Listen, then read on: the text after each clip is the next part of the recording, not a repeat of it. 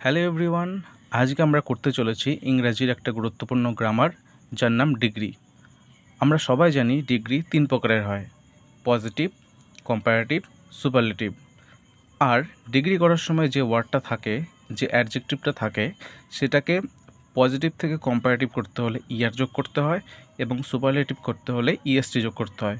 আর এটা অবশ্যই মনে রাখতে হবে যে যদি কোনো অ্যাডজেক্টিভে ইয়ার ইএসটি যোগ তখনই করতে পারবো যদি সেটা অ্যাক্সি লেভেলের হয়, মানে সেটা যদি একবারই উচ্চারণ করা যায়। যেমন টল একবার উচ্চারণ করা যায়, কিন্তু যদি আমরা বলি বিউটিফুল, তাহলে বিউটিফুল যখন উচ্চারণ করব বিউটিফুল, মানে এটা উচ্চারণ করতে আমাদের তিনবার ব্যবহার করতে হচ্ছে, তাই এটা হবে 3 সিলেবেলের। তখন এক্ষেত্রে ইয়ার ইএসটি যোগ করা যাবে না, তখন কম্পারেটিভ হবে মোর আর সুপারলেটিভ হবে মোস্ট। তো আজকে আমি এখানে 7খানা কোশ্চেন লিখে রেখেছি। এটা কিভাবে সলভ করব দেখা যাক, কিন্তু তার আগে আমি একটা বেসিকটা জেনে রাখি কিভাবে সলভ করব। তো যদি কোনো অ্যাডজেক্টিভকে আমাদের পজিটিভে করতে হয়, তা কী করে চিনব সেটা পজিটিভে আছে। আমাদের সবসময় মনে রাখতে হবে যে ড্যাশটা যেখানে থাকবে, ড্যাশের আগে একখানা অ্যাস থাকবে, ড্যাশের পরে একখানা অ্যাস থাকবে। তাহলে যখনই ড্যাশের আগের পরে অ্যাস থাকবে তখন মাঝখানে সেই পজিটিভের ডিগ্রিটা লিখতে হবে। আর পজিটিভ ডিগ্রিতে কিছু ইউজ করা হয় না। যেমন যদি টল হয় তাহলে শুধু টলটা এখানে অ্যান্সার হয়ে যাবে। ঠিক তেমনই কম্পারেটিভ কী করে চিনব?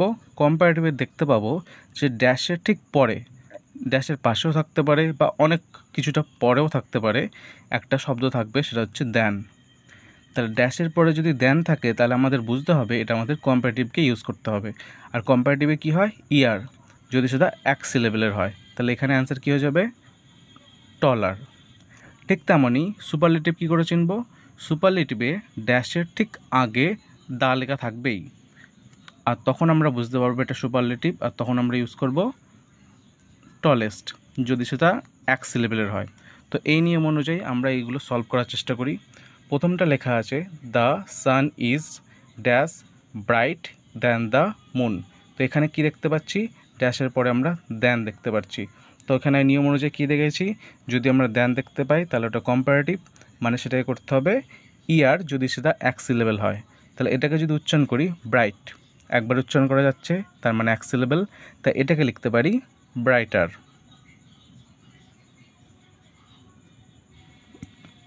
Next, the some dash difficult than that.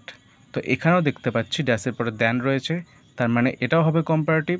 তো কম্পারেটিভের জন্য আগে এটাকে আমরা উচ্চারণ করে দেখব। উচ্চারণ করতে গেলে দেখতে পাচ্ছি